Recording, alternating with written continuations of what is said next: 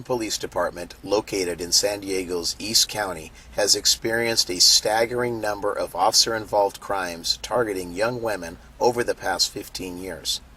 The following archived news story shed light on just a few of the many cases. Serious allegations of harassment against El Cajon police. We first broke this story, and now former and current employees say there's more to tell.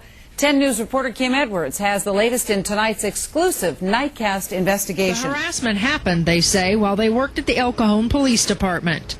Some of the lurid details about this harassment case aren't important to our story right now. What is important is that after we first reported on the accusations, several former employees called 10 News, and it made us wonder, are there serious ongoing problems in the El Cajon Police Department? Mr. Miller filed the lawsuit in Superior Court. He also received a lot of phone calls from former El Cajon police employees.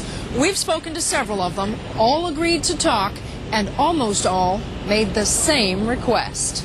And I was the victim, basically, of a sexual harassment. They would only talk if we hid their identity or spoke off the record. Many stated they're afraid of the long arm of the El Cajon law. It's a tight-knit group of lieutenants, captains, the chief, and several sergeants, that if you're not in that group, then you're on your own. Two former reserve officers tell us they were retaliated against for blowing the whistle on other officers. It was strictly in retaliation for me doing that. 10 News obtained this videotape of a 1997 El Cajon City Council meeting where officers came to ask for legal protection. We're learning more about 26-year-old William Taylor, a married man who allegedly abused his power of the badge in El Cajon, preying on lurid details from that investigation are found in this arrest warrant obtained by 10 News. In it, Taylor reportedly asks women in custody what they're willing to do to not go to jail, at one point posing that question 50 times. One woman claims he pressured her to allow him to watch as she removed her clothing in the back of his patrol vehicle and masturbated. Another woman says Taylor told her she had a nice rack, referring to her breasts. And more allegations from a teenager trying to avoid arrest who brought Taylor back to her apartment, where he told her if she removed her clothes and had sex with him, he would not take her to jail. The alleged victim's mother says the officer met her daughter while interviewing her about a different criminal case. He's currently not patrolling the streets in El Cajon while two investigations are taking place. Now, these are court documents showing the victim filed a restraining. This El Cajon mother is angry and scared for her life. For her safety, 10 News is not showing you her identity. She filed a temporary restraining order last Friday, stating my life is in danger since I filed a report. The restraining order is against Officer Mark Bevan with the El Cajon Police Department. This has been the most painful for me because of the history that my daughter has been through. These documents detail disturbing allegations against Bevan, including accusations of having sexual relations with her daughter, who was a minor at the time. He has climbed through my daughter's window. He has choked her during sex. Furthermore, it states Bevan provided alcoholic beverages to her minor daughter. It goes on to say he's angry she contacted the Special Investigations Unit in San Diego. And lastly, a third party has submitted information stating Bevan will kill her and her daughters if he loses his job. Just in the last few years, look at the number of officers that have been charged with these type of crimes. This is Kevin LaChapelle, a former police officer himself, now an author with a book, Please God, Don't Let My Badge Tarnish, that says good cops can't be bad cops too, and more often than you think. There's a lot of issues, from alcoholism, from divorce rate, issues like that. And with crimes allegedly committed by police officers, departments usually handle them quietly. Why are they basically being protected by their respective departments? I think officers at times are being protected to avoid liability. The issue is they're fallen and flawed just like you and I are. We all make mistakes. In yet another case which happened in 1994, two teenage girls were victimized by El Cajon police officer Michael Kennedy and cadet Michael Basquet. They were both charged with a number of sex crimes and later both pled guilty. 29-year-old Shawn Shuman, one of the two teenage girls, breaks her silence for the first time since the incident occurred and joins us now. What was that like watching this? I know you're emotional. It's the first time you've seen many of these stories. And I remember being the one to look into your case, how strikingly and eerily similar they are. What's your reaction to this? It makes me angry. It's still going on. And what's really interesting is these are just a few of the stories. Some of the other stories start way back in the 1990s, even before your case, where an officer was having a relationship with the internal affairs lieutenant, and that lieutenant felt that another officer was having an affair with her and started stalking officers in the evenings. Another case where an officer forced a prostitute in 1992 to have sex. Another officer that was arrested for criminal charges in 93. Your case in 94.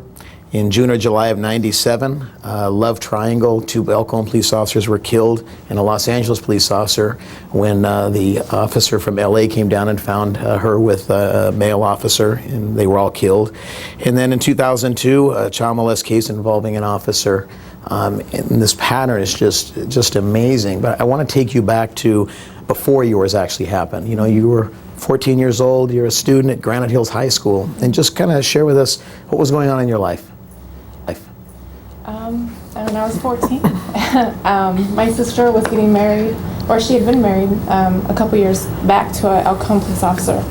And my mom worked at the police department, so I just felt like, you know, my brother-in-law was a cop, and my mom was at the police department, and, you know, I was just a normal 14-year-old hanging out with my friends. I wasn't perfect, but I was just an average kid. And your mom worked there, so you kind of got to see police here and there. And describe that. Was that exciting? Was it kind of really nice? Exciting. I remember at my sister's wedding, you know, her husband was graduating from the academy, and the police officer showed up with a cop car, and she took a picture in her wedding dress on the cop car with the lights going, and yeah, it was really, really exciting.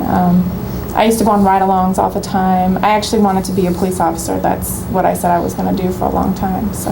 Now, at the time that you wanted to be a police officer, what drew you to it? Probably when I was 14, just the excitement, and you know, you just feel that you know, a police officer, they help people, and it's a dangerous kind of exciting job, and you know, that aspect of it. Okay. At 14. Okay. And now, at some point, you basically met Officer Kennedy.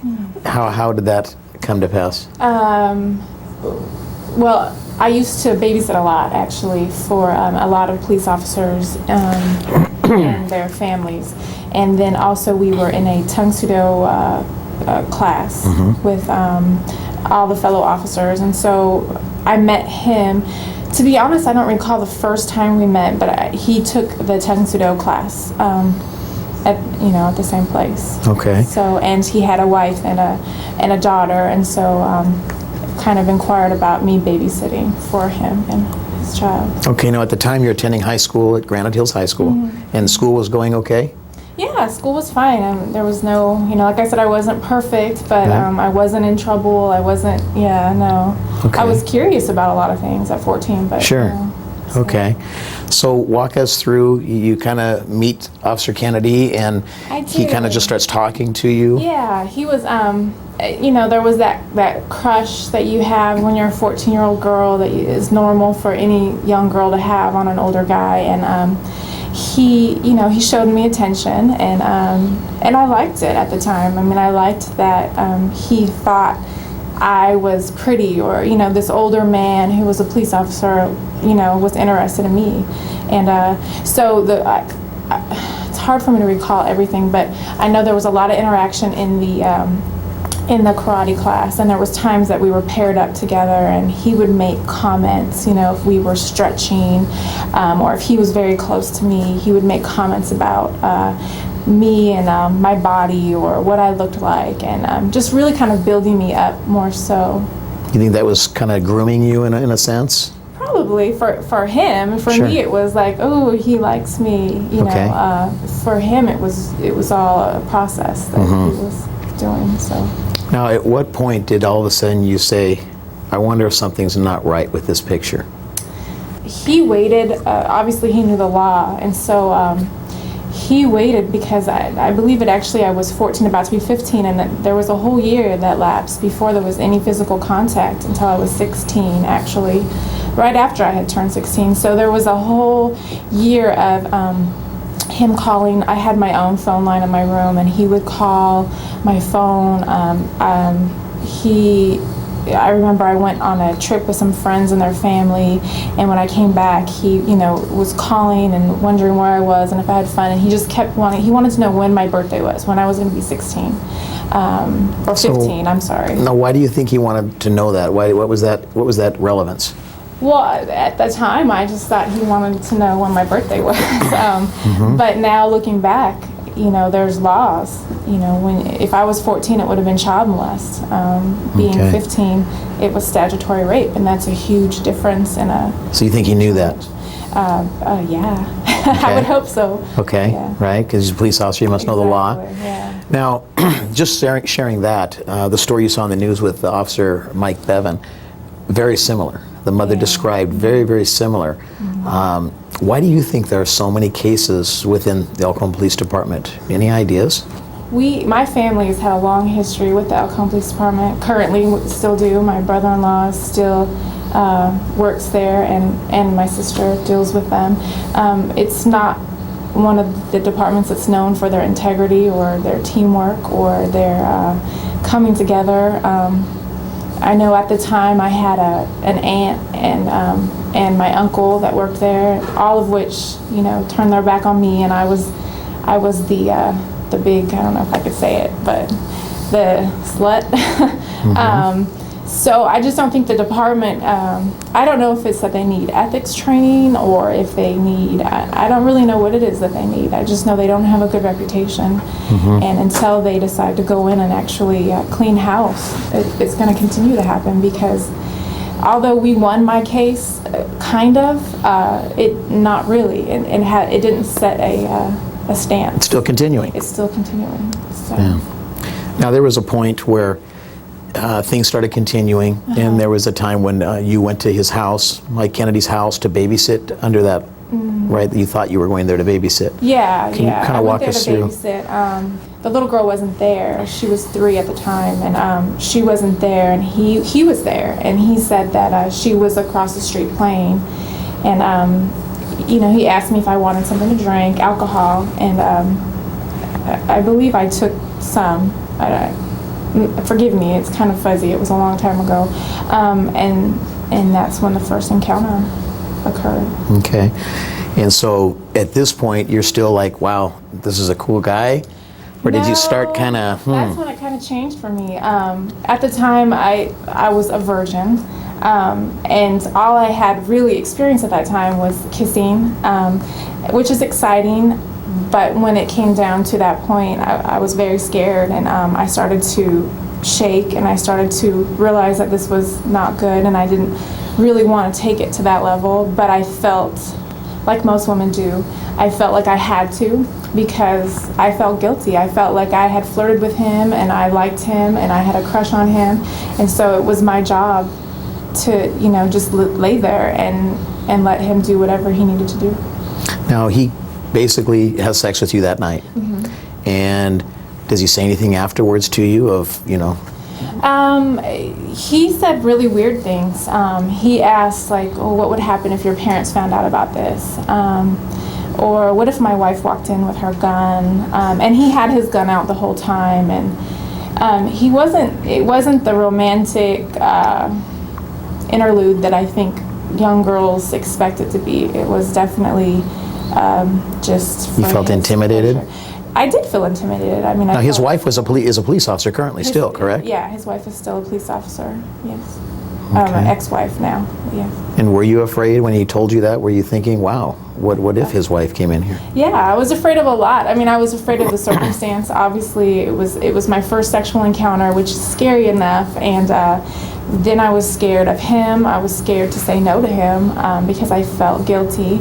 I was afraid, when he put that image in my head of my parents, my mom worked there, that scared me, and I was scared of his wife, yeah. Why do you think he told you these things?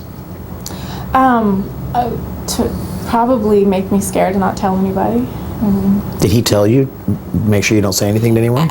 He never said those words, but it was more of a, this, you could get in a lot of trouble if anyone found out about this. He said that you could get in a lot of trouble? Yeah, so, we don't want to cause any problems. And now this kind of went on for a little bit of time, or? It did. Okay. It did. It went on a few times, yeah.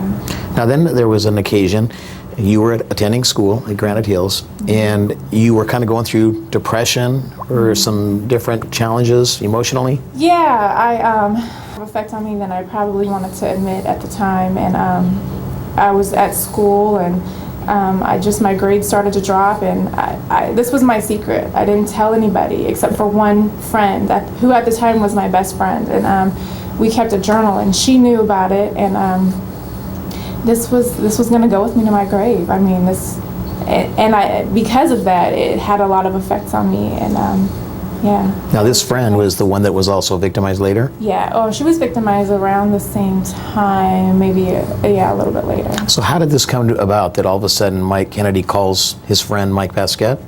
How does it involve this? How do they get together on this with you and your friend? I don't remember. I know that he had asked if I had any friends, and kind of encouraged.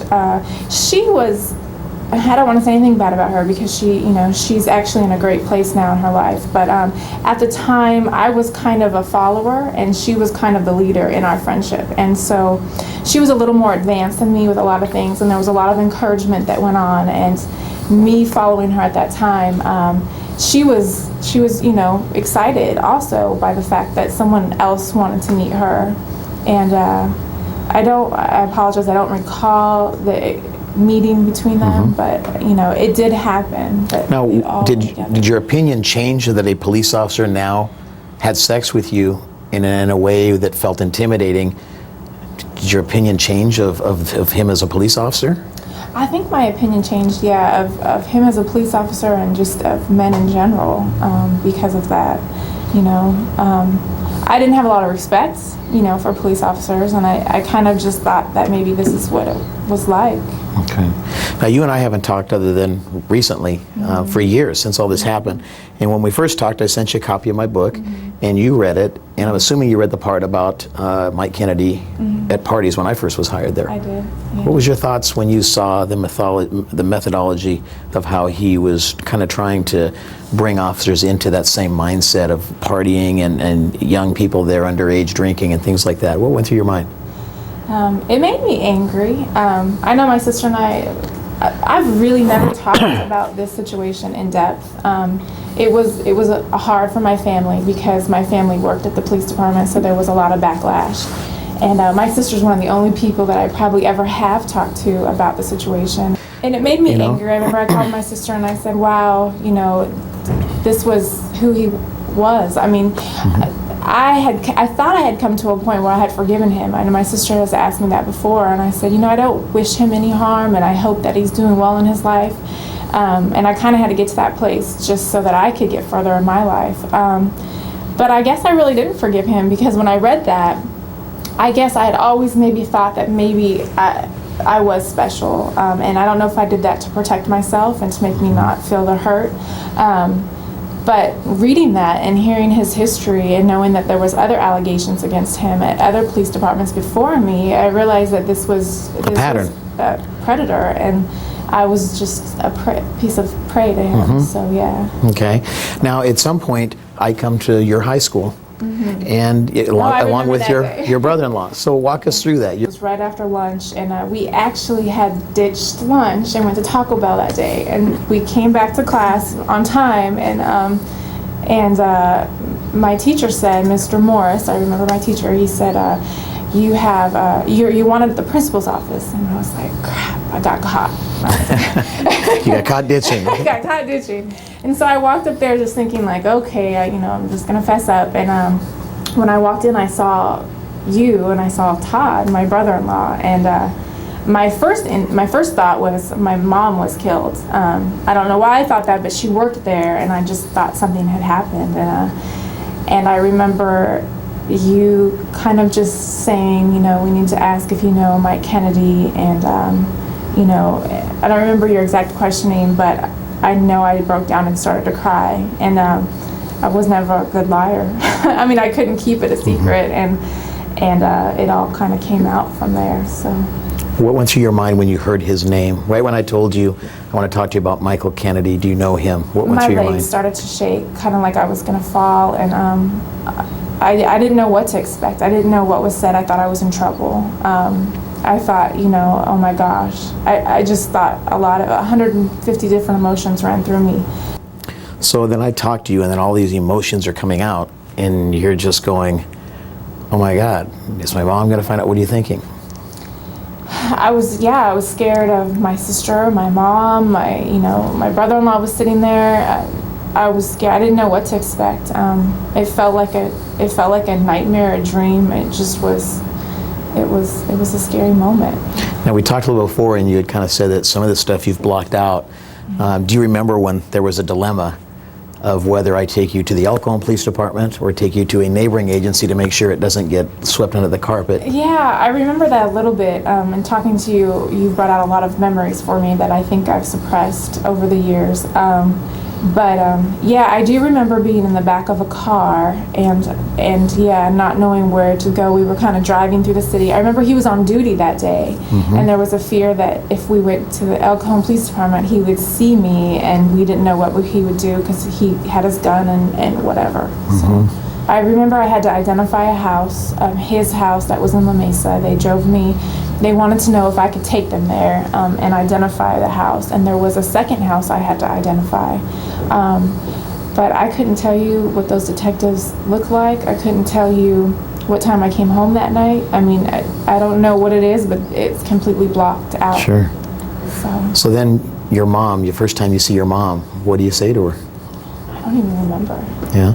I've thought about that 1,000 times since we've talked. I don't remember if I saw my sister first, which I probably did because she's like a mom to me. I don't remember who I saw. I remember moments after that, and what I felt, but I don't remember the first time I saw my family. Now, there was a point that Mike Kennedy was taken into custody, and now everything is coming out. What's going through your mind? Are you feeling sorry for him? Are you scared? Are you worried that some of the threats may come true? Yeah. The sick thing is, I think I did feel sorry for him for a moment, but then I felt bad. I felt like I had ruined, his life and his child and my family, and I was scared. I was scared of what he was going to do to me, what his family was going to do to me. I remember they took me out of school. We actually started to receive death threats, and they took me out of school.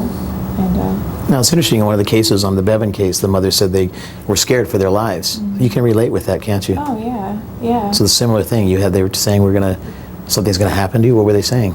I was receiving calls on my phone line. And we had Trace put on the phone, and somehow they came from his wife, I believe, or some number associated with her, and that they were going to take me out, and I know my mom was really scared because she worked at the police department, and a lot of the SWAT team, she was scared that they were going to, before it went to trial, that they were going to try to get rid of me because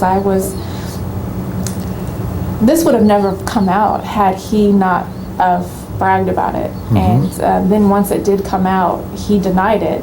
And so I was the only evidence to this case. And so I think that was the fear. Now, him bragging about it, then you knew back then that that's how I had come across the information?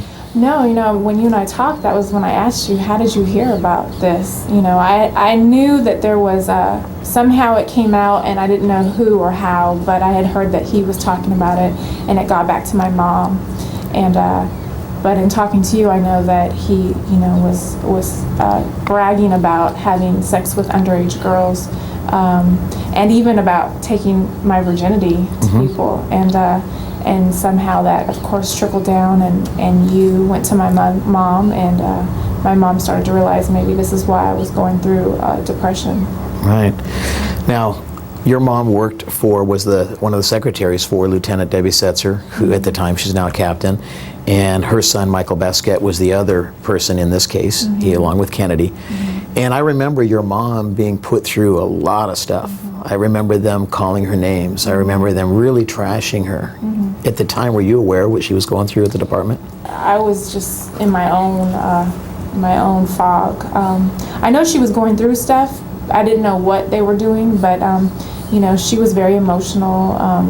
She was very angry. There was a moment that everyone was angry with me. You know, there was a time when she lashed out on me and told me it was my fault, you know, and I didn't realize at the time I was mad at her, but at the time she was releasing on me what people were releasing to her. So yeah. Having been through it myself, when they turned on me, I remember seeing your mom, and I remember her looking at me, and we would make eye contact, and I would see tears in her eyes, and I would tell her, just hang in there. But I knew that, you know, her job was as good as gone. You know? Yeah. So now, in hindsight, you look back, and now you're able to kind of put things together and start understanding some reasons that why you're like you are, why you have some of the fears you may have, why you have some inadequacies or whatever the case is. What kind of things are you learning about yourself now that you've been able to push back, look back on it, and learn from all these things? What kind of things you've been reflecting on over the last several months? Well, I had really suppressed this and thought I was over this until, I don't know what it was, but one day I had heard that you wrote a book, and I just kind of let that go after, you know, for a couple months. And then I just one day started to research, and I found your information. And when I contacted you, I was anxious and excited to talk to you. We had never spoke again from the day that you came to my high school. And so talking to you, it brought out a lot of emotions. And I started to realize that, you know, he has had a lot of control in my life. It's tough. Because he really did. He came in your life at your most vulnerable age and really almost held you hostage. And I think that's what a lot of people don't understand. And we have people here in the audience that have shared with me personally, having had similar experiences. One with a school teacher, a person of trust. And how do you put your arms around it? It's so unbelievable. You know, your sister and I were talking just about the Helix High School, all these cases with school teachers, and it's outrageous. And yet the crazy thing is people are forgetting that each of these lives are being devastated and destroyed and taking years, you know, to come back together. You know, I know for me it brought a lot of emotion when I was telling the class about you and us talking. I got emotional. I had to stop talking because for me it's equally as hard because I tried to stand up for what's right, and I had a department unleash so much power and try to destroy me that, you know, I still can't believe some of the phone calls, the recorded phone calls of threats. You know, I remember officers calling me, you know, telling me they're trying to do this, they're trying to do that. And the same thing, I'm thinking, is this a dream? Wait a minute, police are good. What is this, what's going on? This doesn't happen, you know? So you look back, what are the things that you're starting to learn and able to kind of start moving forward in your life? Well, I understand now why, you know, just intimacy issues, I think, you know, with my husband, attention issues, I think at such a young age, that was the attention I received. That was my first example kind of a man. And, you know, I've carried that with me for a long time, thinking that was appropriate attention. You know, inappropriate attention to me was appropriate attention. And that's been hard, and that's been a daily, you know, decision to make every day to try to, you know, not go down that route and, you know, work on my relationship with my husband and, you know, not let this affect me. Now, there's times your husband has told you, hey, I think you haven't gotten over a lot of this stuff. Yeah, you know, my husband knows about what happened, obviously, but we've never talked about it in depth about how it has affected me. And I think he realizes now, like, oh, okay, like this is maybe why there's some issues with us and with, you know, attention. And and whatever it may be, intimacy issues. And Do you feel like he's giving you breathing room, understanding now by your being more transparent with him? He is. When I first told him we were in contact, I think at first he was kind of like, why? His first, I think, being a husband and being protective. What do you have to talk to him for, and why are you walking this path again?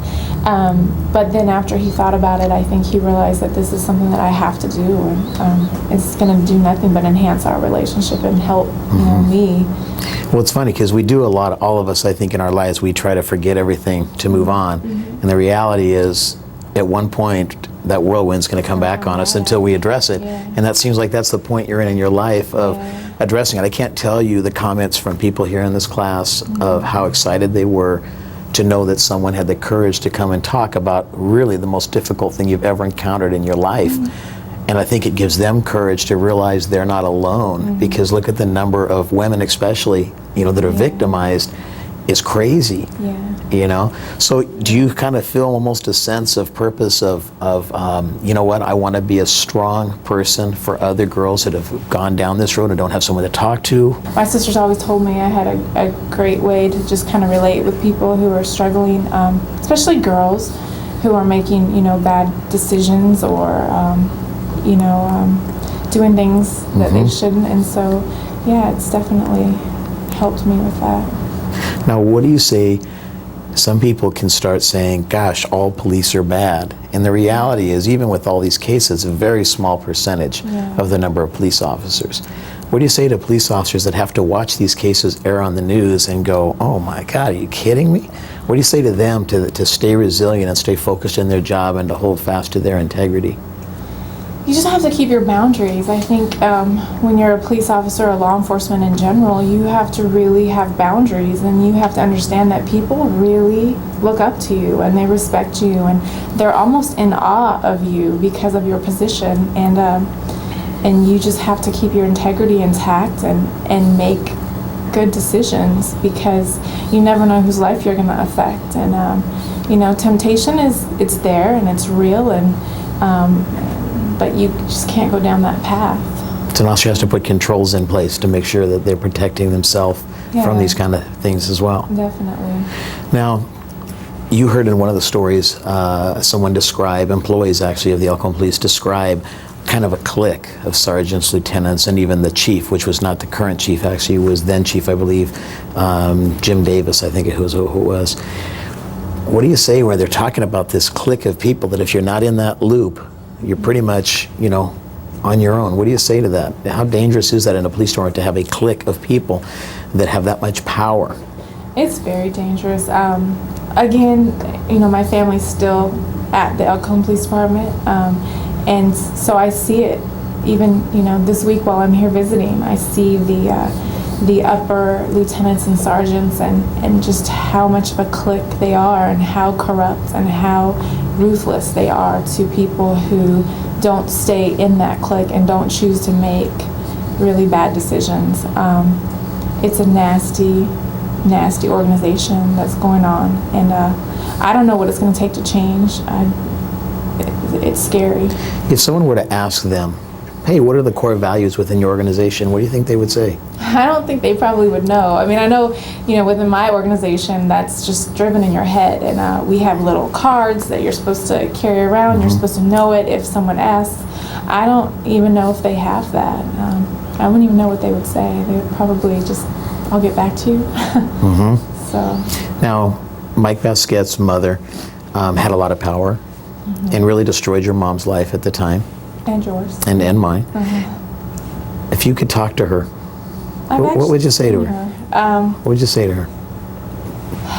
You're really not supposed to hate anybody, but I would have to say that that's probably one of the most evil individuals, in my opinion. And especially, I think, for being a woman, and I know a lot of women can relate, there's just this womanship that we have, if that's even a word, with anybody, man or woman. She's a very cold individual. So I wouldn't want to say much to her. I have seen her since this has happened, and I don't speak. I don't have anything to say to her at all. If I could say something to her, maybe I would ask her why, what she has a daughter. She has a daughter who has made a lot of bad decisions, and she's had a lot of problems with that daughter. And it makes me wonder why or how she can judge or be so cruel to other people when she has a lot going on in her own life. So, was there ever a time during this whole thing that you're almost saying, gosh, God, why are you allowing this to happen to me? oh yeah. But, you know, there's a lesson in everything, and I don't think God allowed this to happen, but he's definitely used this to make me a stronger woman and to help me to help other people get through things. So, what do you tell a young lady that is going through similar things currently or a short time ago? What do you tell them? What advice do you give them? What do you wish someone would have told you after you experienced all this? I wish someone would have just, you know, put their arms around me and said, this is going to be a hard road, but you have to stand up and you have to be strong, because I think that's part of your healing. And if you don't open up about things that have happened to you, and if you try to keep it hidden, you're not going to heal. And as hard as it is to face it, and it's a healing process that you have to do. It's going to get ugly before it gets better. Now, back when you were 14, you liked someone paying attention to you, and you liked them thinking something good of you. What was it like when people started speaking bad of you? You know, I was kind of sheltered from what the comments that people had made about me outside of my family. My family never made comments about me. I think it was just a little bit of anger that happened, but it was lonely. When I heard recently that even my own uncle called me, you know, a nice word, it didn't surprise me, and it just kind of made me say to myself, you know, until they walk a day in my shoes, that's all they can do is say things, because they don't know what it's like. They don't know what I was going through at the time, or, you know, why this happened. And isn't that half the battle for a girl being victimized, is because everyone's judging the person when they really, you know, you were 14, 15 years old, you're a young girl dealing with a man that should know better. Well, you're victimized all over again in a sense, because, you know, you have something happen to you, and then, you know, you come forward, or in my case, you know, you don't come forward by choice. You know, you come forward because you think that, you know, this person has come forward themselves, and then you have people kind of turn your back on you, and so you kind of feel all over again like a victim, and you kind of go through those emotions again. Now, what do you say to people? You got people right here that want to get into law enforcement. What do you say to them? How can, you know, sometimes maybe they feel overwhelmed and say, I don't know if I want to go in there now, but yet we need good people to go in there. What do you tell them of how they can really have core values and be resilient and resist a lot of the temptation that is out there for police officers? You just have to be a really strong individual, and you have to go into it knowing that it's not a you know, a pretty picture. I think sometimes people go into career choices and they think like, this is, you know, going to be great, this is wonderful, I'm going to be a police officer. You're going to have challenging times, you're going to have tempting times, you're going to have a lot of you're going to see a lot of things probably that you're not ready to see, and so I think you have to mentally prepare yourself for that, and you have to be a strong individual with integrity before you go into it, because if you go into it and you don't have values and morals already in place, I just don't think that it's a good choice, because then you're going to have lieutenants and sergeants kind of forming you to what they want you to be, so you definitely need to be a leader. There's almost an indoctrination period, if you will. You know? Now, where do you see yourself in 10 years? Where do you envision, or what is your hopes for your life in 10 years? Where do you want to be? Doing what?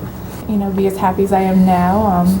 My husband and I, we have a lot of, you know, plans. I have a daughter, you know, so in 10 years she'll be a teenager. So this will be interesting to see the effects that this has had, and how I raise her when she's that same age that this happened. You know, I just want to continue to be happy and successful, and help other people. Now, you moved a long way away from here. You moved to Georgia, right? I did. Was that helpful for you, getting away from just anything that reminded you of San Diego for a while? Or was it tough? It was very hard to leave my family, my sister.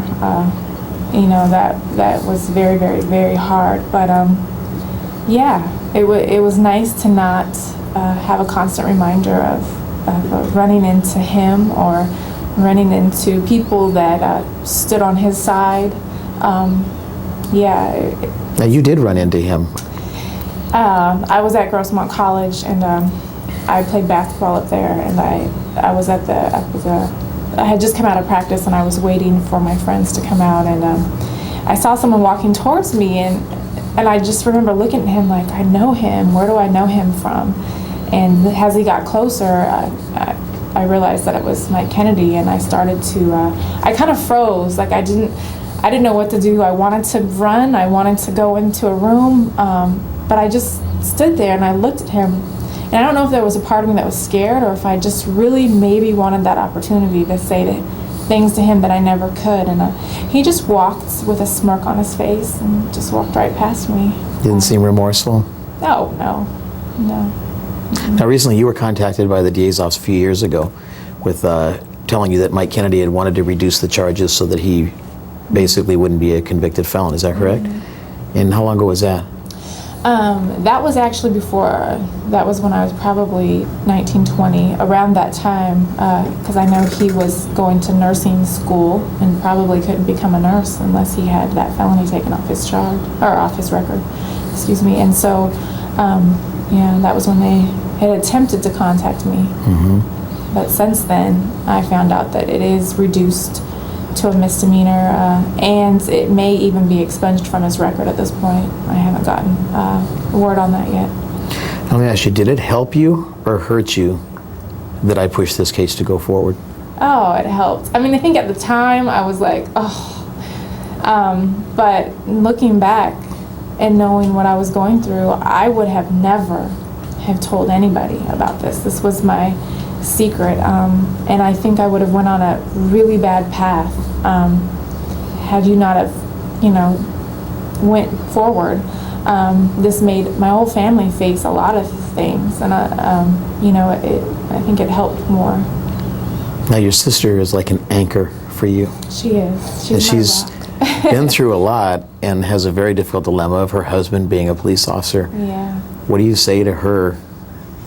Just telling her, I can't believe how you've stood by me, and knowing all the emotions she has to go through of kind of walking all these fine lines. She does. My sister knows how I feel about her. I mean, she's my mom, really, and she's an incredibly strong person who, if I didn't have her in this life, I don't know, where I would be. So through all this, definitely she's been the person who I call and talk to. Her husband having to still work there with people who hate me, that's been a hard walk for her. And I think they probably have maybe kept him from probably promotional opportunities. Oh, yeah. Just the fact that he was there with me. My brother-in-law has been a El Cajon police officer for 18 years, and he, every time he's up for promotion, there's something that comes up, and we know what the real reasons are. I get calls a lot from officers that have tried to stand up for different things, and one of them comes to mind is Petrazak, who had a heart attack recently and passed away, and that's one thing they used to always tell me. They would say, it's so frustrating, and they would always link it to, you remember when I stood up for this? Ever since then. And it's crazy. Mm-hmm. It's tragic. Mm-hmm. A lot of good people that could really turn things around. That department are just held down and suppressed. Now you want to write a book. Yeah, I've thought about it. I've put together an outline. There's a lot of emotions that have come out recently, and I'm trying to work through those so I can really write something that's going to be useful to people and not. And what do you want someone that picks up that book? What do you want that book to do for them? I just want young girls, to understand what they're feeling at 14, to know that it's normal and it's not their fault to be curious, and it's not their fault to, be intrigued by an older man showing them attention, and to know when to set their boundaries at 14, 15, 13, 12. I mean, it's getting younger and younger. I want them to, read a book and feel that they can go and speak their story and stand up for themselves and have something to reference back to get them through it. And what do you want to call it? What do you want the title to be for this book? Have you thought about that? I haven't thought about that. I figured that, once I wrote the book, I would figure out a title that would maybe stand out in my head. Right now I'm just working on kind of how I want to go about it. Like I said, I have an outline of just what I would call chapters possibly, and then from there I can start writing. But my biggest thing is just for young girls that have gone through this. I think the guilt is the worst part, and knowing that no matter what, it's not your fault. And I don't care if you're 14, 15, or 16, and you've flirted with this person. They are an adult, and ultimately it's their job to set those boundaries. It is not your fault. That's right. So sometimes do you feel like maybe you've endured this so that you can be for someone what you just wished you would have had all along? Oh yeah. I mean, like I said, I don't think anything, just happens. And all of this was a horrible event that happened in my life. God is going to definitely use this to help me mentor somebody, or even not even know that I'm helping them, but they can read something or hear me speak. And this isn't easy to talk about. This is a really tough subject. And this is the first time you've talked about it. It's the first time I've ever really talked about it. So. But it's phenomenal for me talking to you, because I talk to so many different people, and I just feel this. You have this comforting, empowering nature about yourself that I hope you realize how much you are going to impact a lot of people, because there's so many girls that, who do they talk to? Yeah. Who do they ask questions to? And they really need someone that's been there and done that, and you have kind of a long track record where you've been able to push past and then now look back, and I think that's going to give a lot of tremendous insight for people. Yeah. So what's your timeline? When are you looking to have this book done? I don't know. I have a lot going on with my family and my daughter and my job, but I go home in the evenings when I find some time and work on it. I haven't really put a time. I think this has brought up a lot of emotions for me that I'm kind of working through before I really, like I said, start writing the book every day, come home and work on it. I'm just right now kind of journaling my feelings, trying to get evidence together, trying to get, my thought process together, and trying to remember a lot of things is hard. There's a lot of things that even when you and I have spoke, I was like, oh really? I forgot about that. What have you been thinking of? Any questions you have from me of just, what about this? Why did you do this? Or what? Anything like that?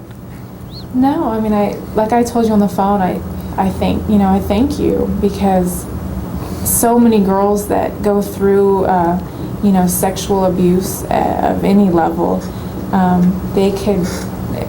they go down one path or the other, and sometimes it can be a good path, and sometimes it can be a destructive path, because they're just trying to make themselves feel better and not feel guilty. And it could be drinking or drugs, or even being sexually promiscuous with other men just because they think this is what they're supposed to do. So if you wouldn't have done what you did, I don't know what path I would have went down, So. It was so good when you called me, because I really didn't know. I never really knew what happened. I didn't know. Yeah. It's always awkward for me.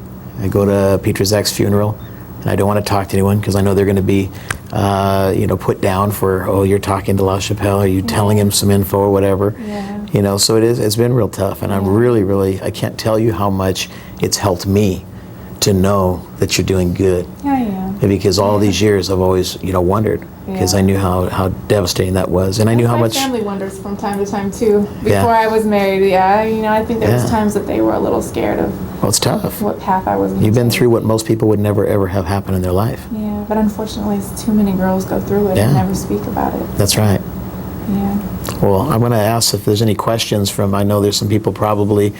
You seem comfortable enough that you're okay with that. Yeah. I guess hope so. Because I just told everything. So, anybody have questions just that you want to ask, or comments you want to make? I know that this has hit home for a lot of people, because I can see from just hearing people sniffing, and I know this is a very sensitive subject. But anybody want to just share anything, with Shawn, or ask any questions? Anybody? Yes. I know that you were talking about charges possibly being expunged. Now, are you able to voice your opinion on that at a hearing? That's a good question. They offered that to me and they didn't. So right now I have some messages in with the DA that handled the case and wondering why I wasn't offered that opportunity to come and voice my opinion or write a letter or do what I could have done. So. That brings up an issue that I remember was really hard for me. I remember that Mike Kennedy started with Coronado Police Department, where he got in trouble there for an incident involving sexual activity with someone. And he had a lot of friends in the Sheriff's Department. His wife, Roxanne, at Chula Vista Police Department, who's a lieutenant now. And I remember when he was booked into jail, and I remember the sheriff saying, "I'm sorry," and almost with a smirk, "I'm sorry, we're not going to be able to protect him, so he'll have to go on house arrest." How'd that make you feel, that the general public would be locked up, and here he got to just sit in his home in Santee, I believe at the time, or wherever it was? Yeah, that was hard. The trial that his sentencing happened, I remember that day, the whole courtroom, it was the El Cajon Police Department on this side, me and my sister and my dad and my mom on this side. And it was intimidating because I think his brother was a bailiff that was walking the halls. Yeah. All those connections. There was a lot of connections, and we actually had to be, once the sentencing came and it was guilty, the whole courtroom his wife started making comments. It was a very loud situation, and Didn't they have to escort you guys out? They escorted us out through the hall that I think the prisoners walked through, or some hallway, to make sure that we got to our car safe. But it made me very angry that what made me angry was that he denied what had happened. I think maybe if he had been the man that I thought he was and said, yes, this happened, and he was lying and saying that I was lying. He tried to say that I made up the story because I had a crush on him. And yet on tape, he was calling Basquette saying, "Let's say this happened," and he was conspiring with him. Yeah, but he was tarnishing my name in the process. And so to know that he was at home on home arrest, and I remember I was driving to school. It was my senior year. I had just went back to school. I was on homeschool for a while because of the threats, and then I transferred my senior year to a completely different high school. And I ran into him at a gas station, and he was supposed to be on home arrest. But yeah, that angered me that he wasn't in jail. How did it make you feel knowing that officers were upset with me for working the case, saying that there was nothing wrong with what had happened, that it was your fault? That was hard. Again, I think it was hard because he had painted a picture of me to the entire police department that I was this young girl that had a crush on him, and I made this entire story up.